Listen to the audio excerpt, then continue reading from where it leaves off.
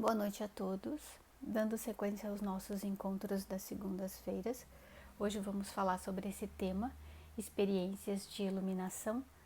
Desde já, então, convidando a todos a elevarem os pensamentos a Deus nosso Pai, a Jesus nosso Mestre, agradecendo a participação dos bons espíritos, da espiritualidade amiga que está conosco certamente, dando amparo, o auxílio que necessitamos nesse momento em que aqui estamos para ouvir a respeito da doutrina espírita, agradecendo sempre a companhia dos benfeitores espirituais e de todos aqueles que estão conosco.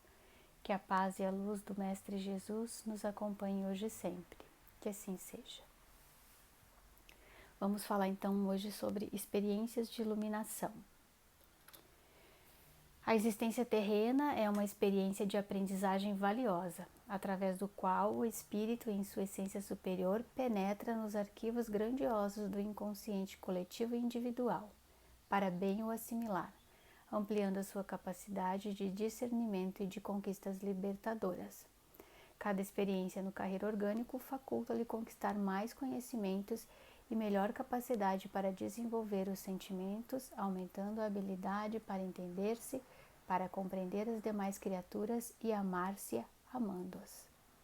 Esse é o nosso propósito, então, como reencarnacionistas que somos, através do legado que a doutrina espírita já nos esclareceu a respeito das várias existências, nós temos sempre uma nova oportunidade, então, de estarmos experienciando, então, na matéria, no carreiro orgânico, como fala ali, para, através dessa vivência, dessa experiência, e então acumulando conhecimento, acumulando saberes para que possa nos auxiliar no nosso propósito maior, que é o nosso propósito de evolução espiritual.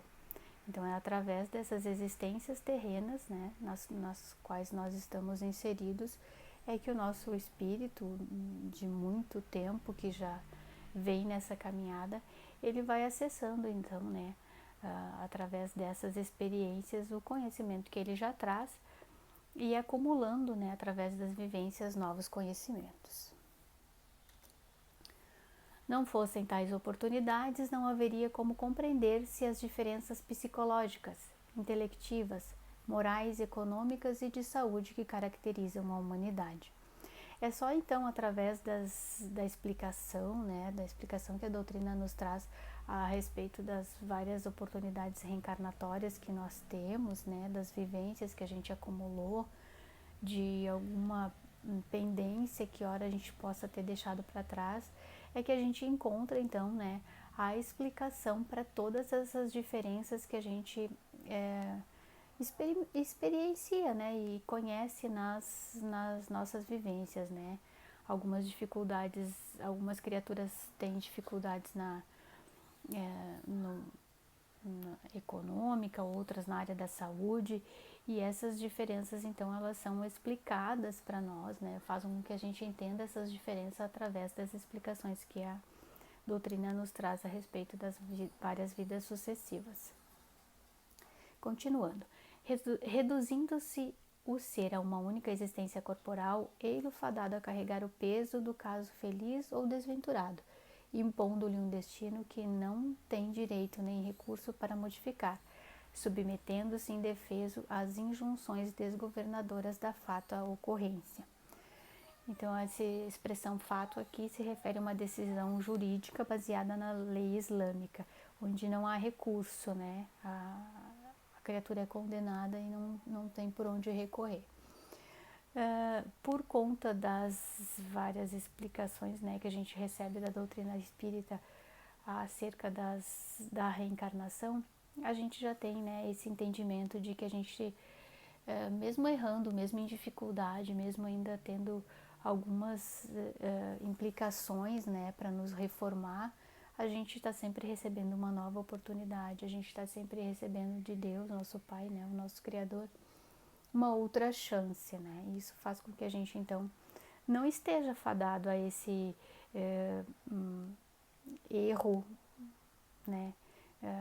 para sempre, A gente pode errar, a gente pode se equivocar, mas a gente não vai sofrer as consequências disso eternamente, né? Onde fala ali, né? Através do erro a gente vai estar fadado a ser feliz ou desventurado para sempre. A gente não já sabe que isso não acontece, né? Que mesmo a gente caindo, a gente pode levantar, a gente pode ter uma outra oportunidade. Através das reencarnações, no entanto, o livre-arbítrio faculta-lhe a eleição do bem ou do mal sofrer, da alegria ou da tristeza, da desgraça ou da aventura, porquanto a única fatalidade que existe, melhor dizendo, o determinismo que se lhe impõe é a plenitude, que cada qual adquire conforme o empenho e a luta a que se consagre. Então a gente já ouviu em algumas leituras, né, a respeito da doutrina espírita, que essa palavra no espiritismo ela não existe, né, fatalidade. O que existe são situações pré-determinadas, né? E aí, conforme a gente vai fazendo as nossas escolhas, essa determinação ela acontece ou não. Então, aqui o único determinismo que nos traz a mensagem que a gente tem é que a gente está fadado a ser pleno, a ser uma criatura elevada, né? A ser um espírito evoluído, conforme a condição que a gente possa alcançar. E o sofrer, né, ou a desventura, ou a tristeza eterna, a gente sabe que isso então já não nos cabe mais aceitar essa ideia, né? Embora a gente tenha o livre-arbítrio e a gente escolha, né, as situações pelas quais a gente passa, a gente pode estar sempre renovando, né? Então, quando a gente perceber que a gente está indo para um caminho que está nos trazendo sofrimento, a gente pode, então, modificar essa caminhada, né? Fazer uma outra escolha. Porque a única coisa, então, que está determinada, conforme nos diz a mensagem, é a nossa felicidade, né? Foi para isso que nós fomos criados. Assim sendo, a aprendizagem do bem viver, do desfrutar da saúde integral, é feita mediante erros e acertos, como tudo quanto diz respeito à existência em qualquer forma, através da qual se expresse. É o que a gente comentou, né? A gente vai caminhar, a gente de repente vai tropeçar, vai cair, vai se machucar, mas lá na frente a gente tem a oportunidade de fazer uma nova escolha. Isso é o que a gente espera, né? A viagem evolutiva, embora seja individual, impõe relacionamentos valiosos que contribuem para resultados amplos e benéficos, favorecendo toda a sociedade com os recursos para que viceje em condições gerais de equilíbrio entre todos e por consequência de paz e de bem-estar. Ninguém pode esperar por felicidade a sós, porquanto a própria solidão constitui um transtorno grave de conduta, empurrando o indivíduo para a alienação. Então a gente já tem aqui uma ideia, né? Se nós somos inseridos numa sociedade para conviver com diversos tipos de pessoas, isso com certeza é valioso para nós, isso com certeza vai contribuir então para que a gente obtenha o nosso planejamento lá de trás, né? Que é a evolução, que é o crescimento. E é através então dessas vivências, dessas convivências que a gente vai aprendendo então a nos reequilibrar e para que a gente possa então conquistar essa paz e esse bem-estar que é o nosso propósito de criaturas imortais, né? A gente, se fosse para sermos solitários, né, e cada um e em busca do seu aprimoramento sozinho, sem convivência, a gente não estaria inserido em sociedade. Então a gente sempre lembra, né, embora o nosso propósito evolutivo ele seja individual, é de cada um, ele se dá através das vivências e das convivências. Então é isso que vai fazer com que a gente consiga ir acumulando, né, então essas virtudes que a gente precisa alcançar.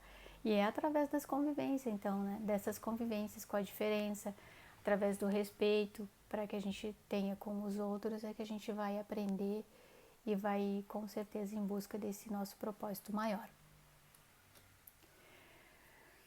Joana de Ângeles nos traz então nessa mensagem algumas dicas para que a gente possa ir em busca, né, desse nosso propósito de iluminação, né, através dessas experiências.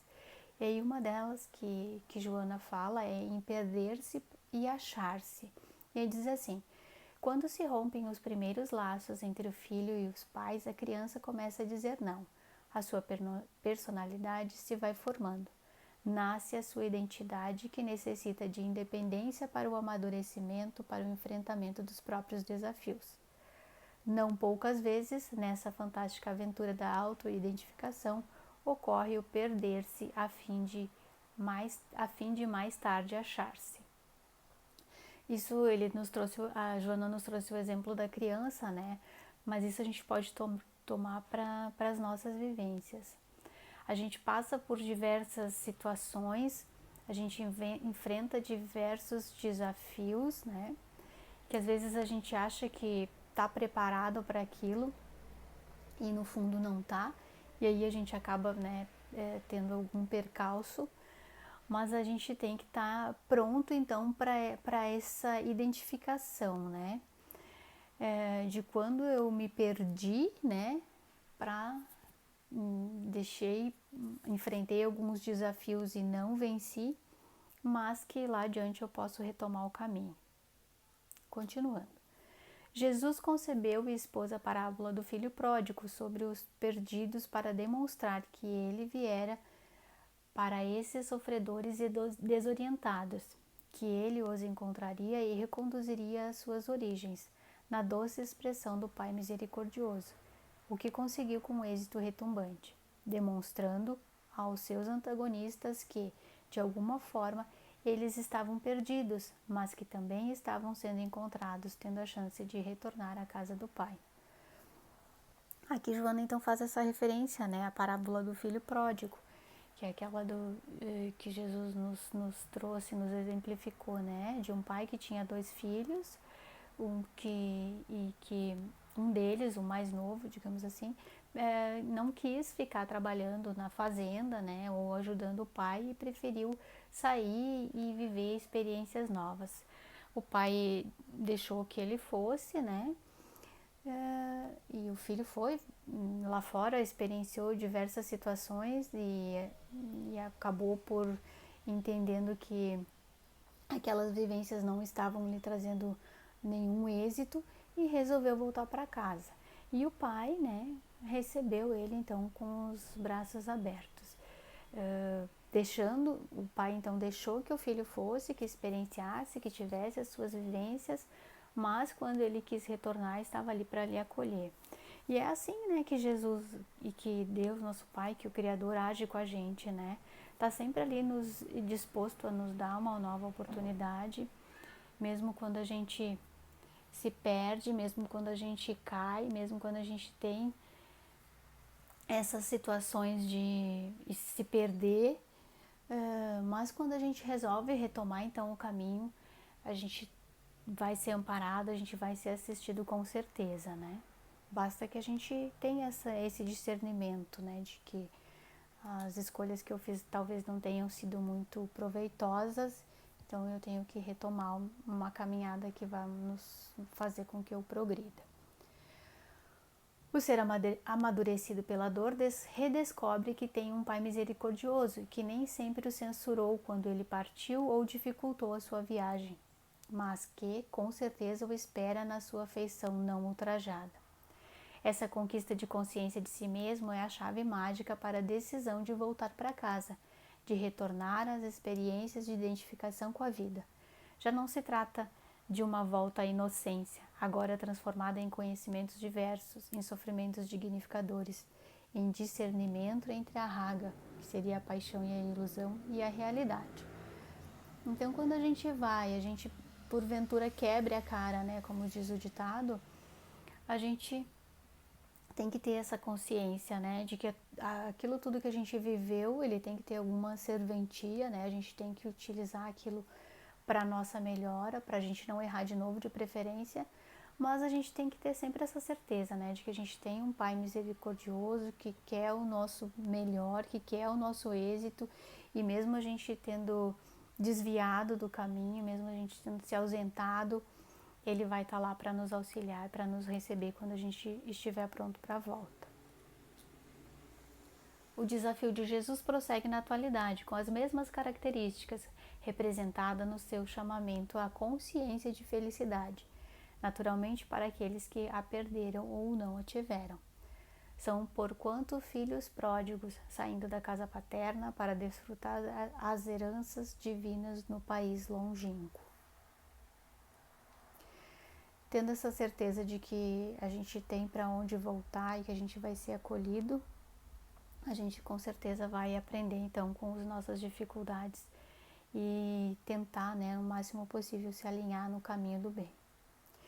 Outra fala que a Joana nos diz é a respeito de sair de si mesmo. E aí ela diz assim: para que o si mesmo possa expressar-se com segurança, especialmente na parábola em análise, né, a parábola do filho pródigo, torna-se indispensável a integração da persona com a sombra.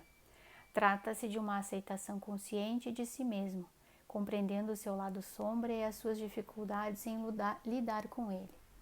Deve-se considerar as ocorrências negativas e perturbadoras como naturais, sem os constrangimentos nem a vergonha das manifestações pessoais que são tidas por perversas demoníacas. Esse sair-se de si mesmo, então, que Joana nos fala, é a gente reconhecer, né, que a gente tem muitas dificuldades ainda, como criaturas imortais que estamos nessa caminhada de evolução. A gente traz muitos resquícios de erros passados, ainda muitas dificuldades a ser melhoradas.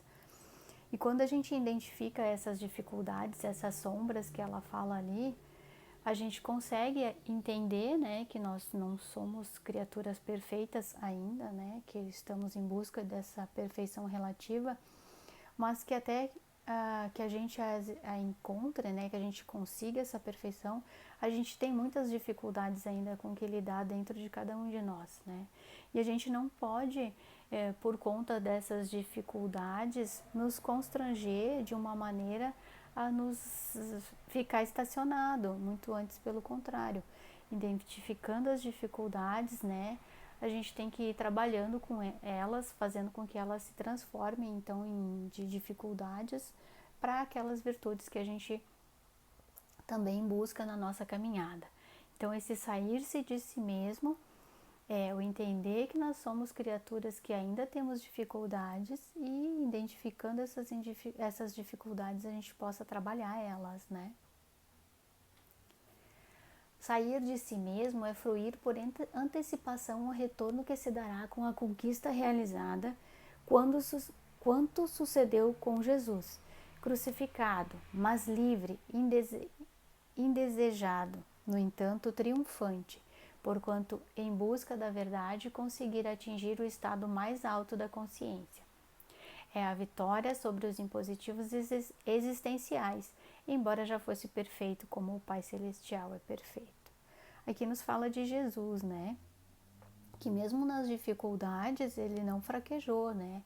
Ele não se deixou levar por essas dificuldades, sempre confiante, sempre tendo a certeza de que não estava sozinho, né? De que o nosso Pai Celestial estava sempre do seu lado e dando sequência, né, àquele propósito que ele firmou de vir nos exemplificar, de vir transformar a humanidade através do exemplo de amor, de aceitação, de respeito.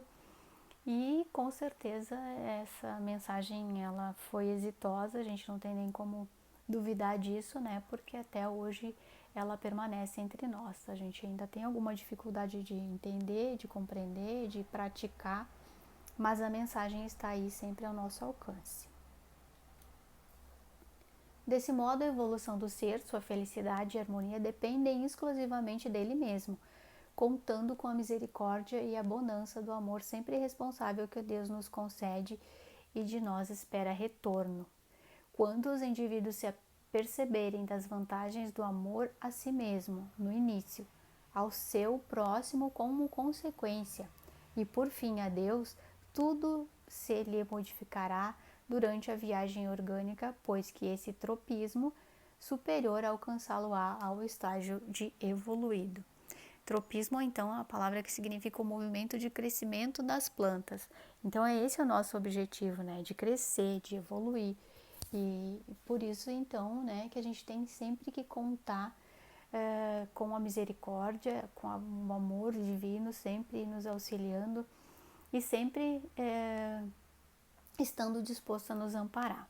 Então Deus nos concede, né, esse amor responsável, esse amor sublime, mas em algum momento Ele espera esse retorno de nós também, né, que a gente possa retribuir.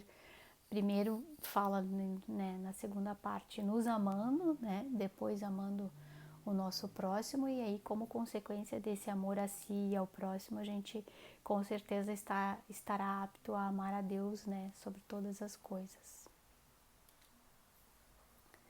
Outro conselho, então, que Joana nos dá é que para a gente rejubilar-se. E aí diz assim: o júbilo é defluente da conquista superior da saúde psicológica, por sua vez, da harmonia que deve vigir entre o físico, o emocional e o psíquico. O pai generoso rejubila-se com o filho de volta, não considerando a sua defecção, um abandono, né? Que é tida como uma leviandade na fase juvenil, exatamente daquele período de imaturidade e de incerteza, quando ainda existem as inseguranças da infância e as perspectivas da idade adulta sem a definição da personalidade. A atitude do pai misericordioso em relação ao filho arrependido deve constituir uma lição à vida de comportamento que todos os indivíduos devem manter em relação àqueles que se encontram em dificuldades de qualquer natureza, auxiliando, sem exigências descabidas, sem arrogância de triunfador, em face da queda do outro, de maneira edificante e estimuladora.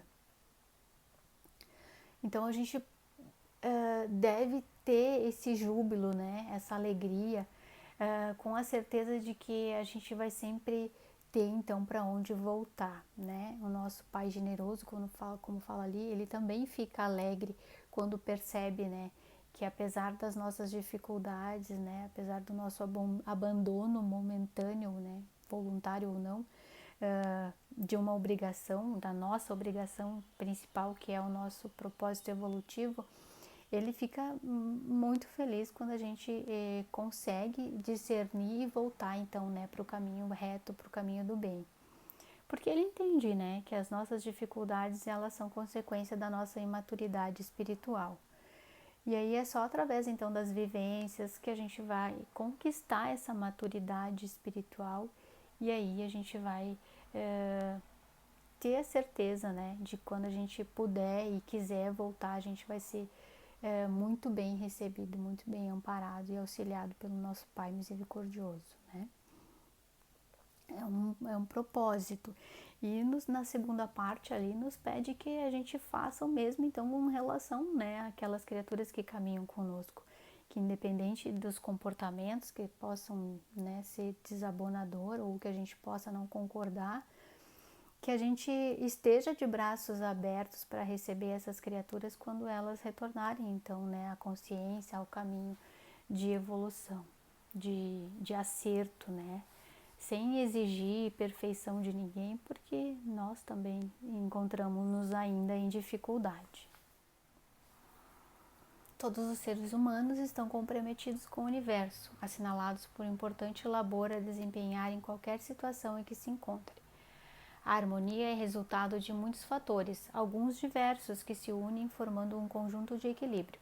O equilíbrio interior não significa paralisia, ausência das colisões. Antes, pelo contrário, são elas que favorecem o encontro da situação ideal após os choques inevitáveis dos processos em litígio. Então, todos nós, né, independentes, temos algum compromisso com a evolução do nosso planeta, né, com a evolução do mundo, com a evolução individual e a evolução coletiva da humanidade, né? Então, que a gente possa ter esse entendimento e encontrar o nosso papel nesse processo.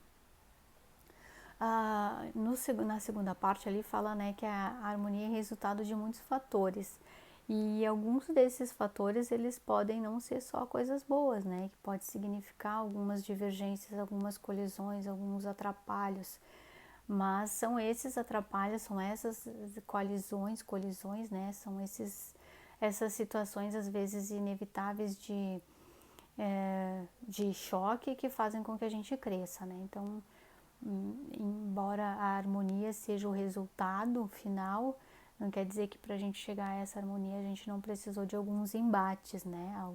Na maioria das vezes esses embates são internos, são interiores. Mas para que a gente possa buscar e alcançar o equilíbrio, a gente tem que vencer esses embates, né?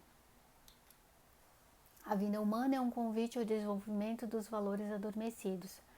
Somente com o desenvolvimento desses valores é possível rejubilar-se consigo mesmo. Cada qual descobre a riqueza interior que vai acumulando, a maneira como supera as crises que surgem e as situações desafiadoras. Cada etapa da vida, portanto, tem suas imagens arquetípicas próprias, os comportamentos e as suas conquistas, trabalhando para a vitória sobre o respectivo período que se vivencia. A vida é um poema de júbilos. Rejubilar-se com tudo e com todos é passo feliz para a individuação. Essa palavra, segundo Jung, né, individuação, ele entendia ela como um processo que significava tornar-se um ser único, singular. Então esse processo, né, de nos tornarmos um ser único, um ser individual, um ser singular, ele passa por diversos fatores, né? Por diversas situações, por diversas vivências, e cada uma dessas vivências então é que vão fazer lá no fim que a gente consiga o nosso objetivo maior de evolução. Então, para isso a gente também precisa ter alegria, a gente precisa também estar alegre e agradecido nesses momentos em que a gente consegue, né, já identificar algumas conquistas em nós. A mensagem de hoje, então, ela foi tirada desse livro do Divaldo, psicografado pelo espírito da Joana, Em Busca da Verdade. Agradecemos, então, a todos que estiveram conosco. Vamos elevar o nosso pensamento em prece uma vez mais para agradecer a oportunidade que tivemos de estarmos reunidos com a espiritualidade amiga que nos assiste, que nos ampara, que nos auxilia sempre que temos momentos de dificuldades. Muito obrigado, Pai, muito obrigado, Mestre, por mais essa oportunidade de encontro, e que a Tua paz e a Tua luz permaneça com todos nós, hoje e sempre. Que assim seja.